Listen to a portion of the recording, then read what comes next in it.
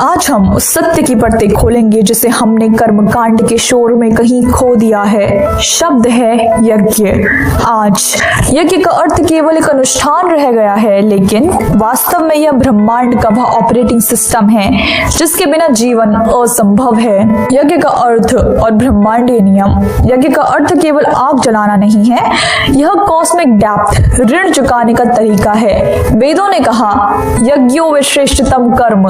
सूरज जल रहा है ताकि हमें प्रकाश मिले, यह उसका यज्ञ है। धरती घूम रही है, यह उसका यज्ञ है। यह पूरा अस्तित्व एक महायज्ञ है जहां हर कोई अपनी आहुति दे रहा है। 4 प्रमुख यज्ञ और उनका महत्व।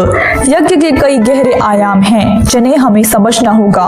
पहला, द्रव्य यज्ञ, अपनी कमाई का हिस्सा दूसरों की भलाई में लगाना। दूसरा, तपो यज्ञ, अनुशासन और इंद्रियों पर विजय। तीसरा, स्वाध्याय यज्ञ, अपनी आत्मा और सत्य को जानने का प्रयास।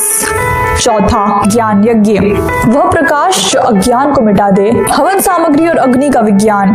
अब यहाँ एक बड़ा सवाल आता है, हम अग्नि में घी और सामग्री क्यों डालते हैं? क्या भगवान को भूख लगी है या यह केवल एक परंपरा है? नहीं, इसके पीछे एक अत्यंत गहरा स्पिरिचुअल साइंस है। अग्नि इस संसार की सबसे महान कन्वर्टर, परिवर्तक है। जब आप अग्नि में कोई ठोस वस्तु जैसे हवन सामग्री या घी डालते हैं तो अग्नि उसे नष्ट नहीं करती, बल्कि उसे सूक्ष्म, सब्टल बना देती है। वह उसे स्थूल से ऊर्जा में बदल देती है। हवन सामग्री क्या है?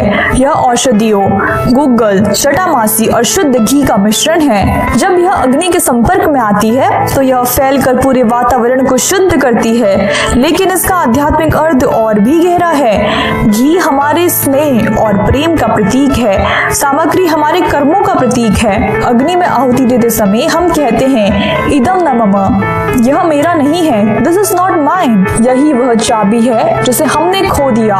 स्वाहा कहने का मतलब यह नहीं कि बस आग में कुछ फेंक दिया।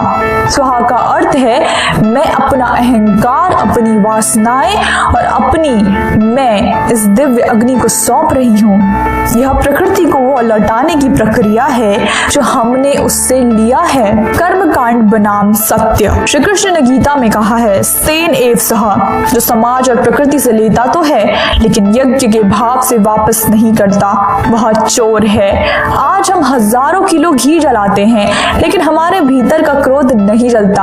हम मंत्र पढ़ते हैं लेकिन हमारे शब्दों में मिठास नहीं आती। याद रखिए, अगर आपकी आहुति आपके अहंकार, ईगो को कम नहीं कर रही तो वह केवल लकड़ी का जलना है, यज्ञ नहीं। यज्ञ का असली फल धुआं नहीं बल्कि शांति है। जब आप अपनी सफलता का श्रेय अपनी टीम को देते हैं वह यज्ञ है। जब आप अपने हिस्से की रोटी किसी भूखे को देते हैं वह आहुति है।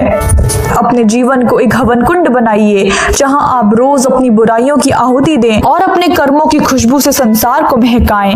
कर्म कांड से निकलिए और कर्म यज्ञ में उतरिए, क्योंकि सत्य क्रिया में है, केवल दिखावे में नहीं। तो अंत में बस एक बात याद रखिएगा, यज्ञ कोई ऐसी चीज नहीं है जिसे आप साल में एक बार किसी पंडित जी को बुलाकर करवा लेते हैं। यज्ञ वह जीवन शैली, लाइफस्टाइल है जिसे आपको हर पल जीना है। अग्नि गवाह है कि जब जब मनुष्य ने केवल अपने लिए जिया है वह राख बन गया है, लेकिन जब जब उसने दूसरों के लिए आहुति दी है वह अमर हो गया है। यज्ञ का असली फल स्वर्ग में नहीं मिलता, वह यही इसी धरती पर मिलता है, एक शांत मन और एक संतुष्ट आत्मा के रूप में। अगर यह वीडियो देखने के बाद भी आपकी सोच नहीं बदली तो आपने अपना समय जलाया है, ज्ञान नहीं। आज संकल्प लीजिए, अपने अहंकार की आहुति दीजिए, अपने आलस्य की आहुति दीजिए और अपने स्वार्थ को स्वाहा कर दीजिए।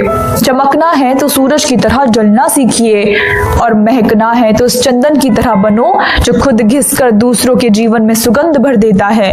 कर्मकांड में सत्य की ओर बढ़िए, क्योंकि धर्म दिखावा नहीं, धर्म परिवर्तन है। सत्य ही शिव है और जो सत्य है वही यज्ञ है। इदम न मम, यह मेरा नहीं है, यह ईश्वर का है। धन्यवाद।